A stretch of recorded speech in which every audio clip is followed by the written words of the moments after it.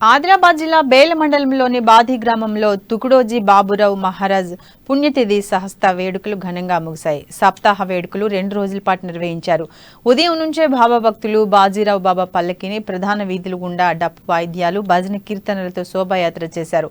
ఈ యాత్రలో భక్తులు పెద్ద ఎత్తున పాల్గొన్నారు. యాత్రలో పాల్గొనడం వల్ల చెడు వ్యసనాల నుంచి దూరంగా ఉంటారనేది ఇక్కడ ఆనవాయితీ. బాబా చూపిన మార్గంలో ఈ సప్తాహ కార్యక్రమాన్ని నిర్వహిస్తున్నామని, ఆధ్యాత్మిక మార్గంలోనే మనిషికి ప్రశాంతత లభిస్తుందని సర్పంచ్ దంతెల వినోద్ తెలిపారు.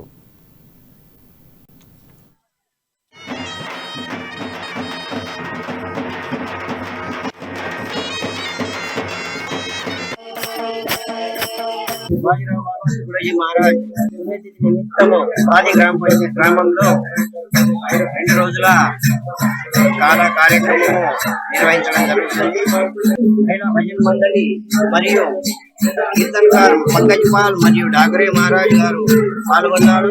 నిన్న రాత్రి నుండి పంకజ్ పాల్ కీర్తన జరిగింది. ఈ రోజు దయ్యాన్ని కాల కార్యక్రమం నిర్వహించడం జరిగింది.